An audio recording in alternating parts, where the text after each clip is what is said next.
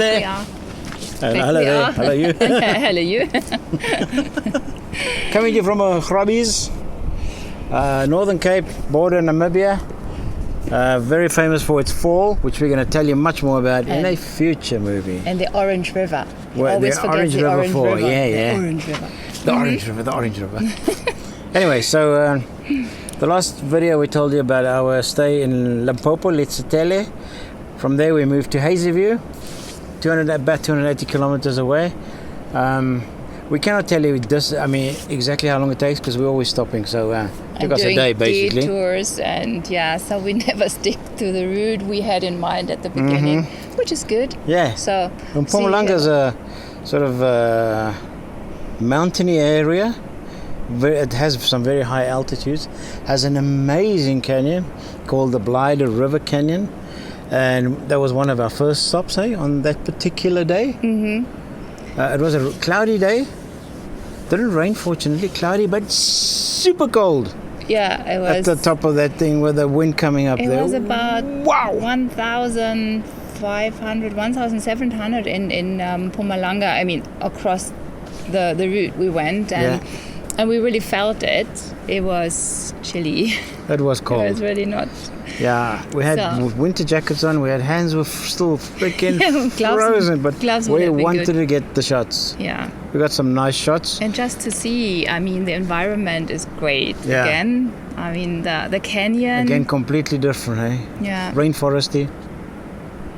So, the Blyde River canyon, the route down to where we stayed, and we come to that a little bit later then. We drove along the western side of the Blyde River, and the first stop was already great outlook because you saw this little neck of the Blyde River and the three rondavels. Yeah, very bizarre rock formations, rondavels. So,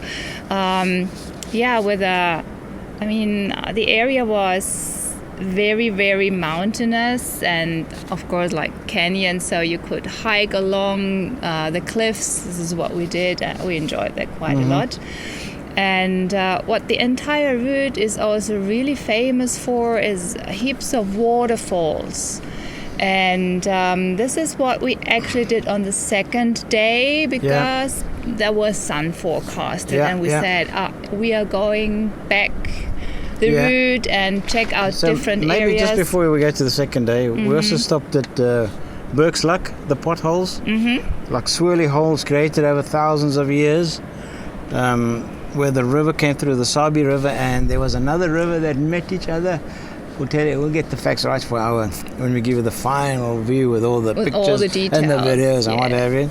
Yeah. They came together and they have this swirly, also like a little waterfall, but swirly, perfect circle drilled into the rocks. It's amazing. So and the colors. The color of the rocks. And yellow and So that whole drive is amazing, from basically the top of the Blyde River Canyon all the way down to, you could say, Sabi. it probably ends at Nelspruit.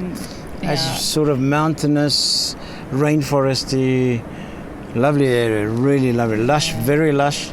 The towns we drove through, like Sabi and Graskop, Hazyview. Hazyview's had some development. The other two sort of stood still in time, hey? Yeah. But you can see they still attract a lot of visitors. Roads need a bit of work on. So we had to duck and dive potholes and things. And then we did a detour. This is why we can't always say how far we go, to Pilgrim's Rest, which is a kind of ancient settlement. Yeah, mining settlement. And it was, obviously, you have to tell them more pretty in these days. A lot of it is preserved. It's like there's two parts that are low and an upper. It had a nice atmosphere, but again, maybe we're there on the wrong day. It was rainy and cold and the middle of the week, and no tourists because of COVID, so they were definitely impacted by that. But you've been there previously. That's what I'm getting to. So years ago, there's a disclaimer to say, give them the benefit of the doubt. Maybe it was a weather thing and a period thing, but it seemed to have gone a little bit back, in my opinion. But I don't want to take it from them. Maybe it's just not the right time. So we never went back there. But it's still, I think, an interesting town to have a look. And I think when it's in full bloom again and the visitors are there, could definitely be a stopover. Yeah. So the place we stayed at? Was the Tanamera Lodge between Sabi and Hazyview, and in a very lush foresty area, so eucalyptus, pine trees. Overlooking the Sabi River at the bottom. A bit uphill, and we had a beautiful cottage. Yeah, and, with a little pool. Yeah. Which you never used because it was a bit too cool. Except the second day was crazy hot. Was exactly the opposite. Yeah. So they gave us good food there. Good hosts. Quiet place. Lots of birds. Beautiful birds. Loved the birds there. Loved the eucalyptus trees, as you said. Yeah, the red soil, which they call, I mean, Tanamera obviously is a translation for red soil area, and that really fits perfectly. Yeah.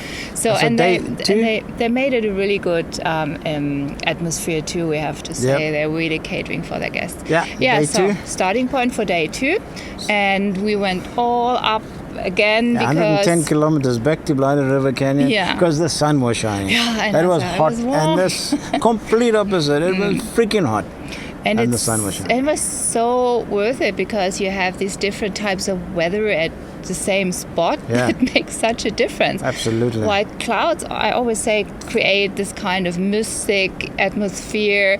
I mean, nothing beats the sun, clearly. No. So that was amazing. That was really great. Where else did we stop off? We stopped off at 3 different the waterfalls. Limpopo, Berlin, and Macmac. Berlin, Lissabon. Berlin. Sorry, what did I say? Limpopo, you were reminded of the river. The river that was not flowing. And the district before the river that wasn't flowing. Yeah, so they are famous for a waterfall route. Yeah. And so they have 7 on that route, eh? Yeah, and we could catch 3 before running out of time. Yeah. Now we decided to go for the higher ones. They were good. 80 meters and 70 meters. 90, 80 and 70. Yeah, for Berlin, Lisbon and Macmac. And a great experience. Yeah, so Macmac was a bit disappointing. Again, I was there many years ago, and because of abuse and misuse of a lovely place, they had to sort of put high fences and things around, which, from a photographer's perspective, it's a pity. It's really a pity. Even to enjoy it, I mean, you can't really see it. I mean, you see it, you get a feeling because the pool is really, really dark green, and there's a lot of rainforest around it compared to the other 2. But you really have to go so close to the fence, and you can't really get to it. Still, it's I mean, all of them are really great, but that one in particular, in terms of the waterfalls, probably the most magnificent. Exactly. One. So we got back to the lodge, had dinner. Woke up the next morning to get ready to move on towards Johannesburg. And there it was. Something hit my stomach. I don't know if it was, to this day, I think it was food poisoning, but it lingered a bit. And she had it for a brief half a day, a couple of days later, and that made me think maybe it wasn't, maybe it was some sort of bug. But it really messed up that day. So she had to do the driving, but we're going to tell you more about that in the next video. That's true. Absolutely. So that was our Mpumalanga experience. More coming about Joburg. Cheers. See you there.